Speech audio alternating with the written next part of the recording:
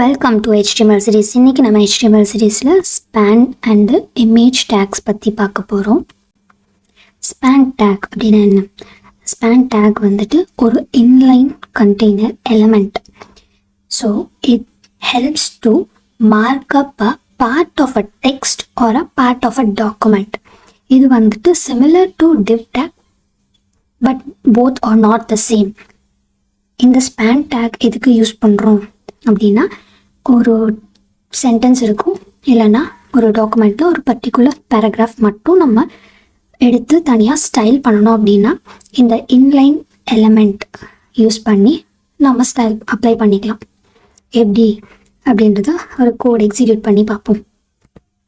நான் already code பண்ணிட்டேன், paste பண்ணுறேன். டெக்ஸ்ட் மட்டும் எனக்கு ஒரு ஸ்டைல் அப்ளை பண்ணணும், அதாவது ஃபாண்ட் வெயிட்டேஜ் போல்டாக இருக்கணும், ஃபாண்ட்டோடைய கலர், டெக்ஸ்டோடைய கலர் வந்துட்டு ப்ளூ கலரில் இருக்கணும் அப்படின்னா நான் ஸ்பேன் டேக் யூஸ் பண்ணி அந்த பர்டிகுலர் வேர்டுக்கு மட்டும் ஸ்டைல் அப்ளை பண்ணிக்கலாம். நெக்ஸ்ட் இங்கே அதே மாதிரி டார்க் க்ரீன் அப்படின்ற வேர்டை மட்டும் நான் ஸ்டைல் பண்ணுறதுக்கு ஸ்பேன் டேக் யூஸ் பண்ணி style green colour and font weight bold பண்ணிக்கலாம். கோ லைக் கொடுக்குறேன். எனக்கு ப்ரௌசரில் அவுட்புட் எப்படி வருதுன்னு பாருங்கள். ஸோ எனக்கு இந்த ப்ளூ அப்படின்றதும் க்ரீன் அப்படின்றதும் நான் அப்ளை பண்ண ஸ்டைலில் இருக்குது. இது எல்லாமே எனக்கு நார்மல் ஸ்டைலில் இருக்குது. Next image take. Image take is used to display and image. நம்ம ப்ரௌசரில் இமேஜை டிஸ்பிளே பண்ணுறதுக்காக இந்த இமேஜ் டேக்கை யூஸ் பண்ணுறோம். இது ஒரு எம்டி டேக், அதாவது ஓப்பனிங் டேக் மட்டும்தான் இருக்குது, க்ளோசிங் டேக் இருக்காது. ஓப்பனிங் டேக்கில் நம்ம ஆட்ரிபியூட்ஸ் மட்டும்தான் யூஸ் பண்ணுவோம். இதில் சின்டாக்ஸ் பார்த்திங்கன்னா SRC, source, ALT, alt, width, height. இதெல்லாம் இதில் என்ன வேல்யூஸ் கொடுக்கலாம் அப்படின்றத பார்ப்போம்.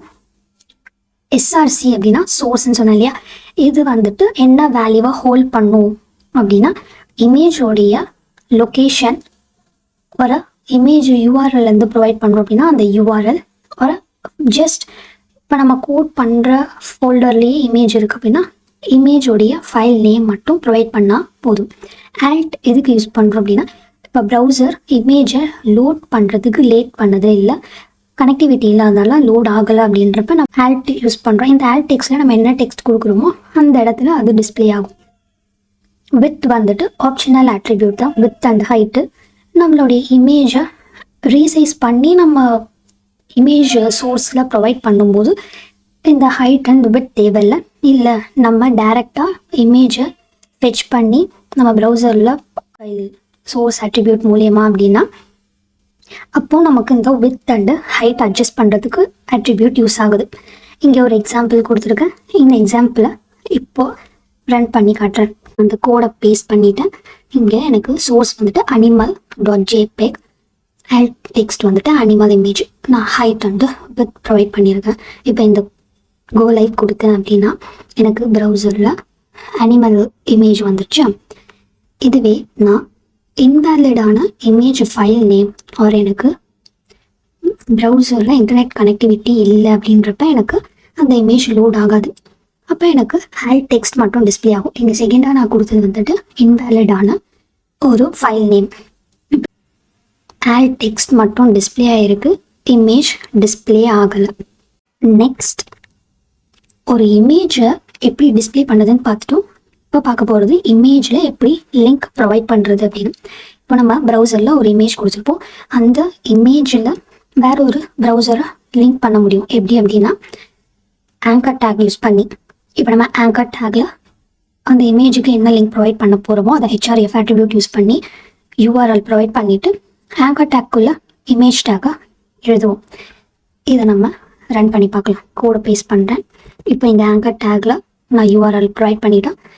ஆங்கர் டேக்குள்ளே நான் இமேஜ் டேக் யூஸ் பண்ணியிருக்கேன். நம்ம கோ லைவ் கொடுக்கும்போது என்ன அவுட்புட் வருதுன்னு பார்ப்போமா.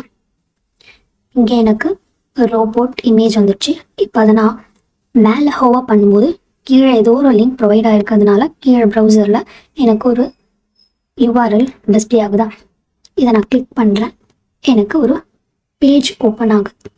நெக்ஸ்ட்டு நம்ம டைட்டில் இமேஜ் எப்படி ப்ரொவைட் பண்ணுறது. இந்த வெப்சைட்லாம் ஓப்பன் ஆனால் பேஜ் டைட்டில் இருக்குமா, பேஜ் டைட்டில் பக்கத்தில் ஒரு லோகோ இருக்கும். ஓகே, இங்கே நான் ஹெட்டிங் டேக்கில் டைட்டில் டேக் கீழே நான் லிங்க் அப்படின்னு ப்ரொவைட் பண்ணேன். இந்த ஆர்எல் அப்படின்றது ரிலேஷன், அதாவது நம்ம இந்த டாக்குமெண்ட்டில் ஏதோ ஒரு விஷயத்தை லிங்க் பண்ண போகிறோம், அது என்ன அப்படின்றத அதுக்கு ரிலேஷன் மென்ஷன் பண்ணணும். ஸோ நம்ம வெப்சைட்டோடைய ஐக்கானை லிங்க் பண்ண போகிறோம், அதனால நான் ரிலேஷனில் வெப்சைட் ஐக்கான் அப்படின்னு கொடுக்குறேன். டைப் என்ன டைப், இங்கே பிஎன்ஜி. நெக்ஸ்ட் ஹெச்ஆர்இஎஃப் ஆட்ரிபியூட்டில் நான் இமேஜ் ஃபைல் நேமை ப்ரொவைட் பண்ணிட்டேன்.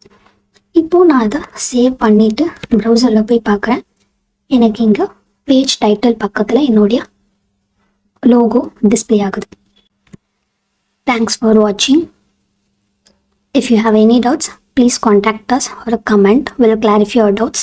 Stay tuned for the upcoming videos.